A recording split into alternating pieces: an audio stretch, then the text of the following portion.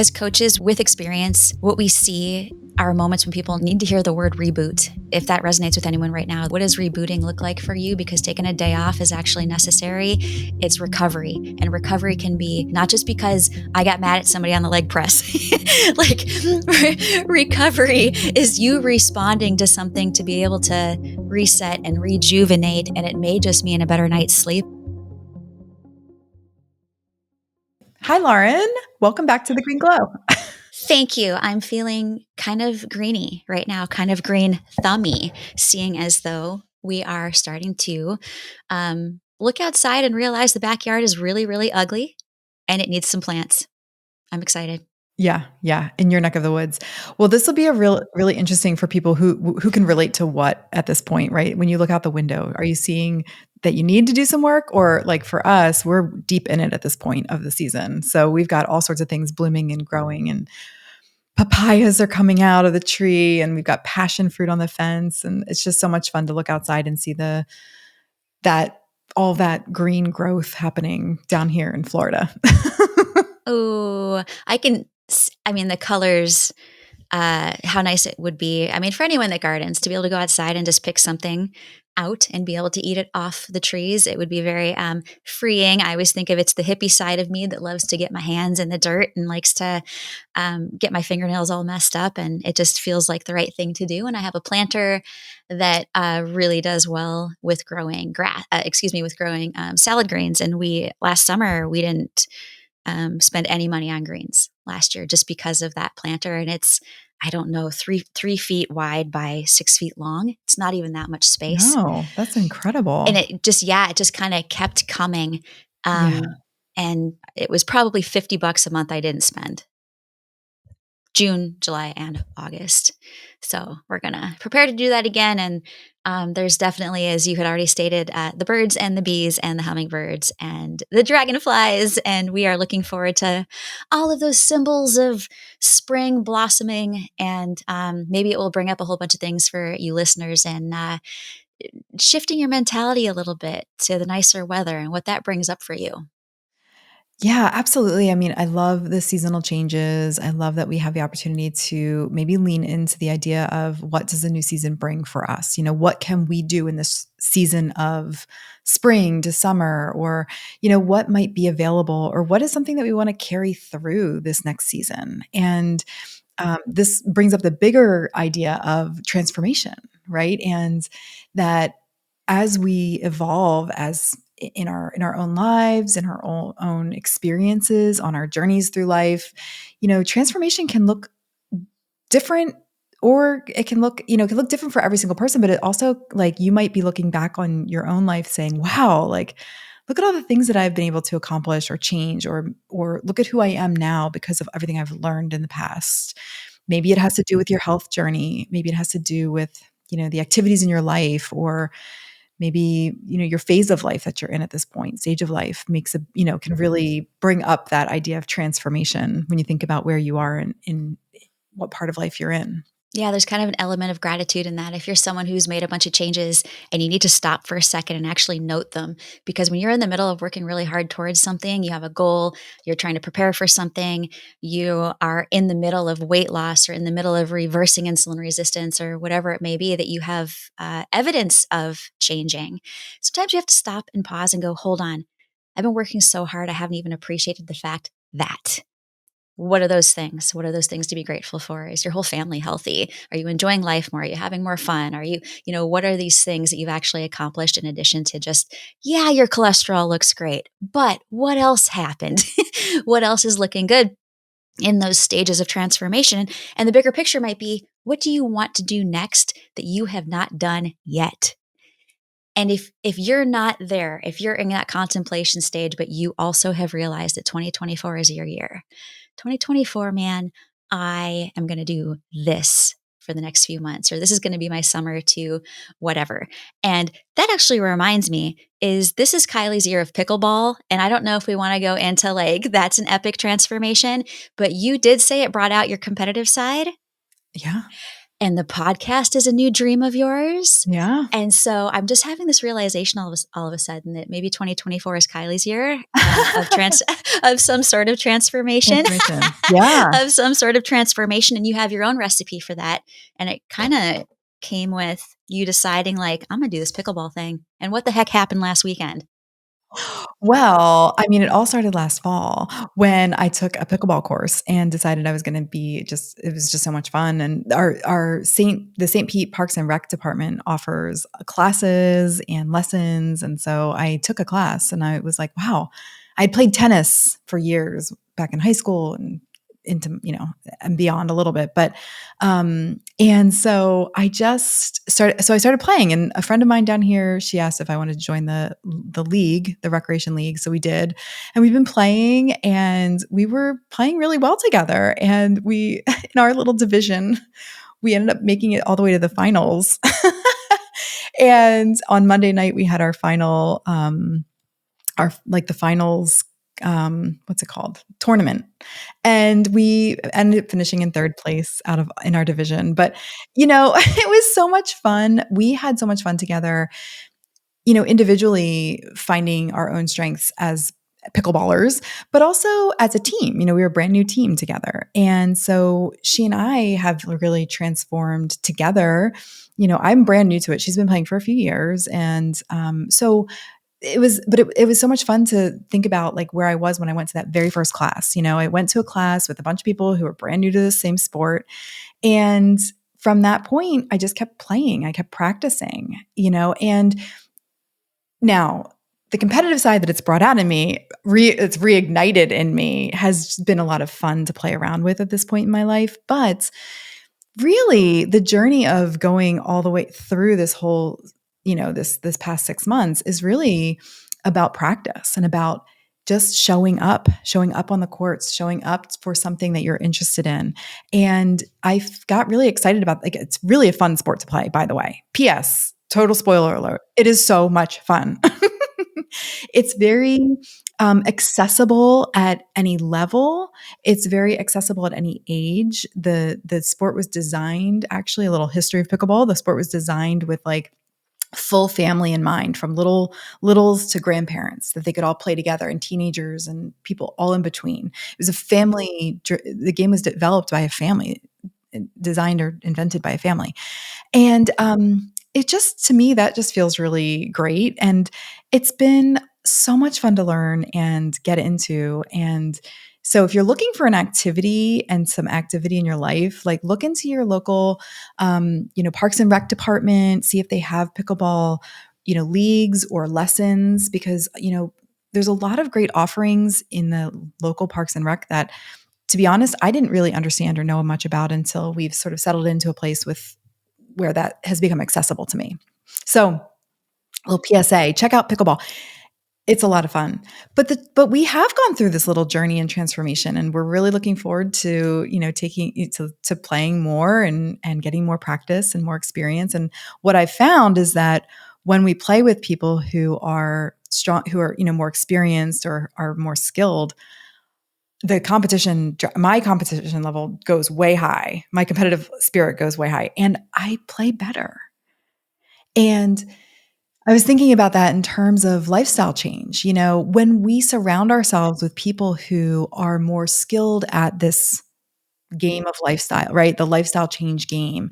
When we surround ourselves with people who love this, this strategy, this dietary approach, who are motivated by it, who can teach us something, it makes the experience so much better. And the people that I was playing against that were beating me and beating us as a team, I was like, hey, how did you develop that skill? How did you get that skill down? Like, I want to learn how to make that shot, because that shot was really exciting to me. Yeah, you won. And I want to learn how to do that, and it reminds me of being new in anything we do, right? And going through that journey of learning the skills that you become, whatever it is you want to become.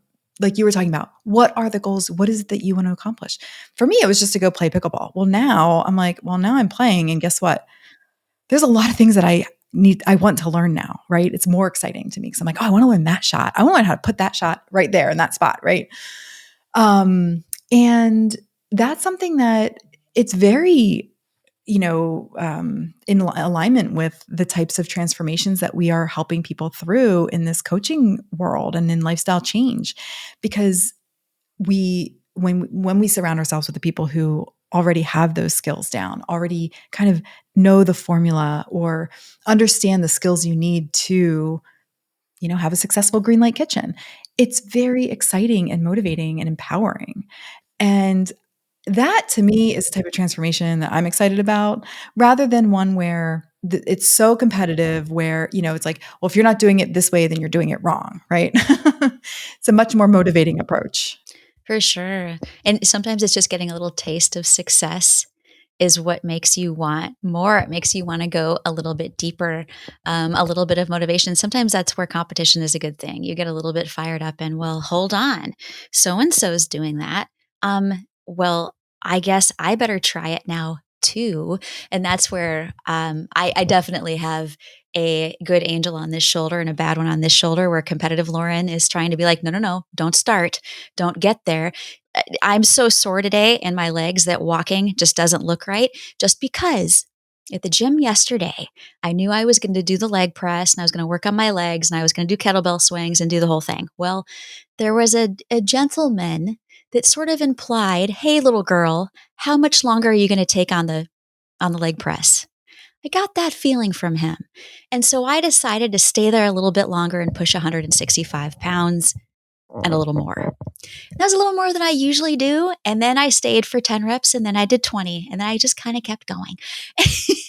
So, anyway, y'all can't see this, but I'm a little stiff today just because I got fired up a little bit by being treated like, "Hey, little girl, why are you spending so much time on the leg press?" So I decided to stay put a little bit longer. That's just, and it explains a lot. My oldest brother is hardcore into pickleball. So there's a competition line in the family. We got it from mom. Uh-huh. Oh, how about that? That's funny. Right. I know. Self-awareness, right? But now, Yeah. in the spirit of transformation, in the spirit of spring and the growth of all the things, I have something that I want to share with everybody. And this kind of has a little bit of a spiritual edge to it. I'm pulling my book out. And believe it or not, this book is called Power Animals. So, you know, there are people out there and there's beliefs out there that everything represents something. The animals, the trees, we can call them totems. I think there's a lot of beauty to that representation. If you have an animal that you feel like you really identify with or that you're close with, and you could have favorite things. They could be roses, they could be sunflowers, they could be hummingbirds that I love. I love, love, love hummingbirds, but I want to tell you about dragonflies as a representation. Because last summer I looked up and there was a whole swarm of dragonflies flying above my backyard.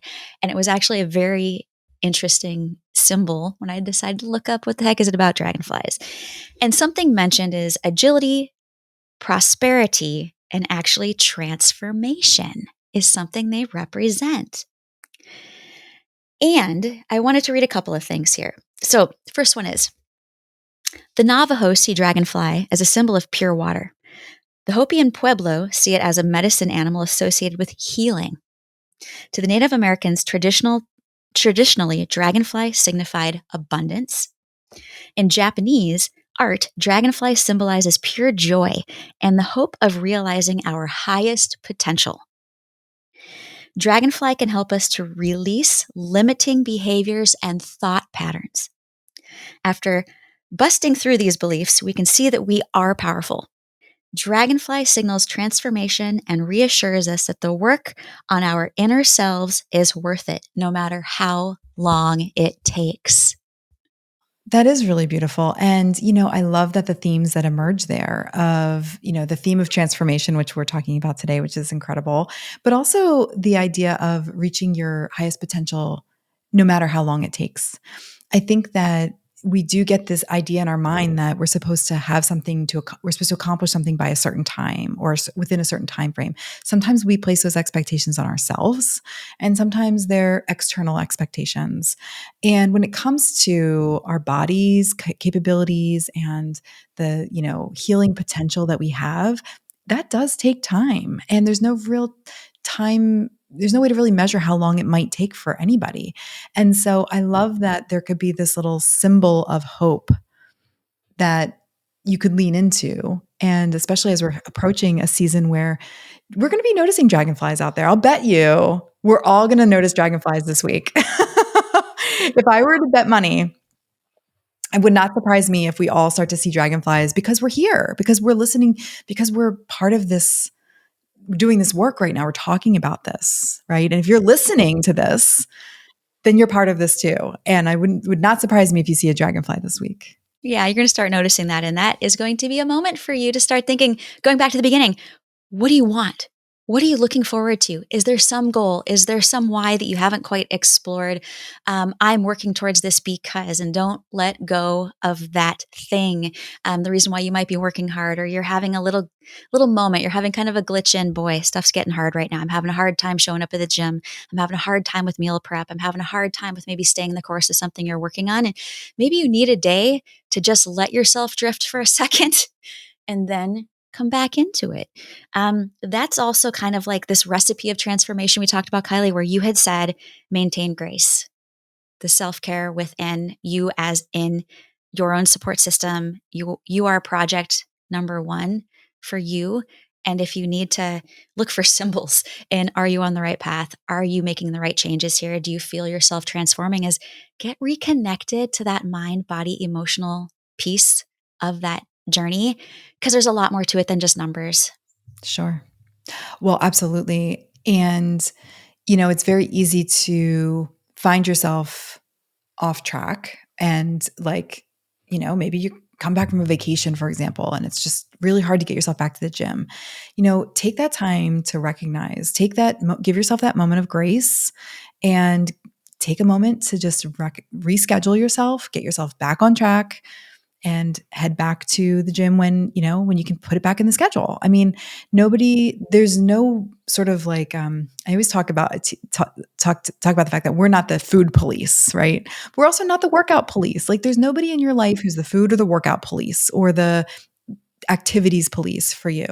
So, that means you're in charge. That means you're in charge of your destiny, but you're also in charge of your success and what you have the ability to do every day. And when you start to take a look and kind of take that step back and get that overview of like, what are the things I really want to prioritize this week? How do I prioritize them? Okay, yes, it's going to be hard to get out of bed first thing in the morning and get to the gym, but you know what? On Monday morning, I'm going to do it. I'm committing to it. I'm committing to myself.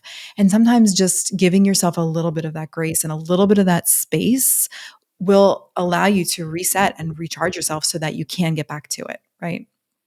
And I love the mental image that comes up for me around that is actually a butterfly, which was funny because I thought a butterfly would be a great symbol of transformation. But when I think about a butterfly needing to rest in its cocoon, right? It takes time. Transformation is energy. You need rest in that time frame as well.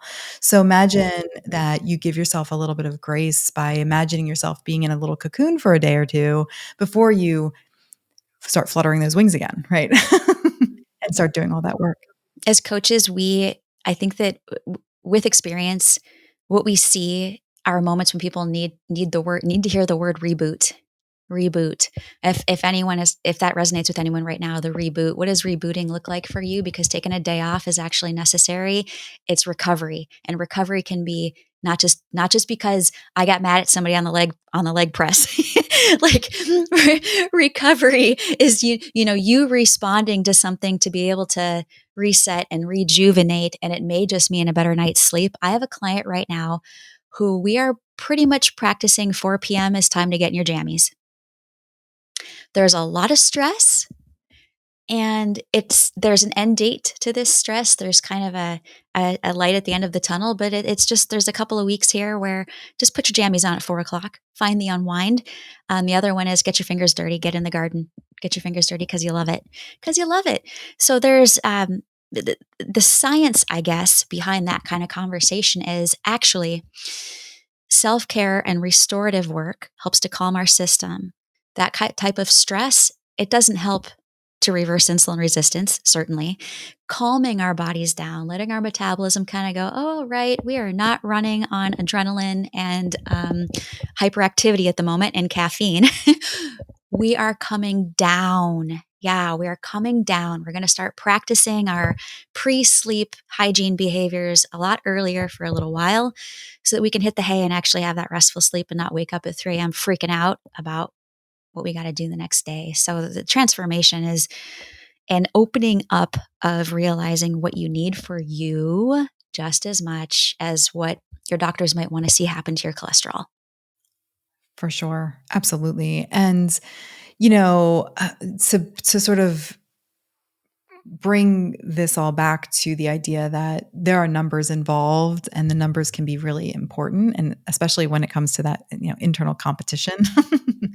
um, but when you look at, taking the time for allowing transformation to take place, you're going to experience that, especially when you're talking about incorporating more and more green light activities into your lifestyle, right? If you're incorporating many activities already, you take a little time for some rest and some restoration, you continue incorporating the green light activities, the numbers are going to follow, right? So what we reframed and put the focus on, where do we find the rest and restoration between all the activities, right? And let the numbers come along for the ride. That's a whole different mental space to approach some sort of, change or transformation process. It sounds a lot like balance. And we know that weight loss isn't linear, that success and becoming fitter or having a healthier A1C isn't linear. I mean, it might be moving down, but it's going to have its ups and downs. It's going to look like a lot like a blood sugar trend line if you're looking at your CGM. I mean, there's the nature of this rolling in range. Even if it's improving, there's still going to be some ups and downs and some movement with that. And that balance, that healthy space, that there is a place to be between perfection and absolute chaos. It doesn't have to be one or the other. There's a lot of space, right? Like in that healthy mindset. I think that's kind of what we're all trying to achieve. And boy, are we going to be talking about this a lot because glucose data is coming out of everywhere right now. There are so many companies that are like, put the CGM on, but then you have no support. And, watching glucose, people who are barely even in the prediabetes category, they actually have an A1C of like 5.5 that are putting sensors on. What are you going to do with that information? So I'm actually talking about something I call reframe self-blame. If you're going to get hard on yourself about something and you're using numbers to do it, boy, having a partner to actually question your assessment, to question what you're looking at and to help guide you into a healthier space so you don't stay in like that perfection mindset that's super, super stressful. Their transformation needs to be positive. So keep that in mind. Put that in your recipe, your list of goals for the summer is how can you stay positive in that space, even if you're trying to get healthier? Yeah, and that brings up for me a lot of times where we, again, working with many clients that are trying to interpret their own CGM data, even if they're living with, very low, like a lower A1C, like in the prediabetes range. Sometimes that information can be very confusing if you don't really understand how to interpret it, or you don't have, like you said, the partner, the coach, somebody that can help you make sense of the information, is really vital, because otherwise it can create a lot more stress and it can wreak more havoc on you. We know, I mean, this is like just physiologic fact that when we become stressed, our cortisol levels, which is a very important hormone in our body, will rise. And when cortisol levels rise, so do blood glucose levels. It's like one for one, they go up together. It's very traceable. It's very, if you are looking for answers in your CGM, that might be one to think about a little bit. How stressful was that day if your numbers were going up? But so giving yourself some support to interpret what you see, because not all information on the CGM, not every elevation is a bad elevation, right? We are intended to have movement in our blood glucose values. That is important. It's an important part of our physiologic being. And when you are looking at numbers or data that you're getting from your CGM and not really understanding the full system around it, it can be more stress than it's worth, really. And very, very challenging. So, partner with somebody who really understands the interpretation part. And I think that's such good advice in terms of like staying, balanced in this process. Balance is a good word. It's also a tricky one, right? Does balance actually exist? I think sometimes that's a really great question because if we think about balance is actually a constant movement. Balance is never stationary. It's never like zzz, nothing's moving. There's always something, as people that can't see me, like I look like I'm on a boat right now. I'm kind of moving, right. I'm tottering. I'm wavering from side to side because balance is a moving target between it's a relationship between two things. That's how you have balance. It's not one thing, it's between two things. It's you and something else. It's two things together. It's blood sugar and nutrition. It's exercise and blood sugar and all the other mindset and blood sugar. There's always these things to balance and they don't have to be like, juggling all these scary balls in the air is that we can draw relationships between these things. So coming back into the art of transformation, the recipe of transformation. What does it look like? Well, I think it looks like a support system. It looks like maintaining grace and honoring that self-care, having the versatility and patience, which kind of equals resilience. I think of that as reframing self-blame. So you're not always in a mindset of just trying to crush yourself on everything if it's not just right, where you are setting yourself up to succeed, but you're also finding versatility and, that didn't go exactly how I wanted it to. How can I explain it? Explain the why did this happen so that I can maybe prevent it from happening again. And just, keep working on myself. So, heck yeah, right? Like, what does your care team look like? It's not just doctor, nurse, dietitian necessarily, like within the clinic. Your care team looks like you at the center and identifying what else you need to feed your soul a bit, which might be acupuncture, massage therapy, yoga, personal training. There's a lot to it. I'm thinking just because we got done talking to Coach Karen that she had so many great things to say about aging and what was our magical phrase with age? Change at any age. Change at any age. Change at any age. Yeah. It's possible. So Yeah. yeah, I think that one really hit me with Yeah. transformation at any age. So Transformation at any age. Yeah. having hope. Yeah, absolutely. Yeah, I mean, and yeah, just maintaining that like that vision for yourself and that hope for yourself that this is possible, that, we don't have to, nothing happens in an individual cylinder or an individual basis, right? Transformation is full mind, body, experience. So, as you're going, if you're listening and you're part of this process with us and you've been trying to make changes or you have made changes, this is a really great moment to check in and think, wow, where have I been? Where am I going? What do I want to bring with me that's working really well into the next season of my life? What is something that, maybe I can let go of that one thing. Maybe that's something I'm ready to let go of.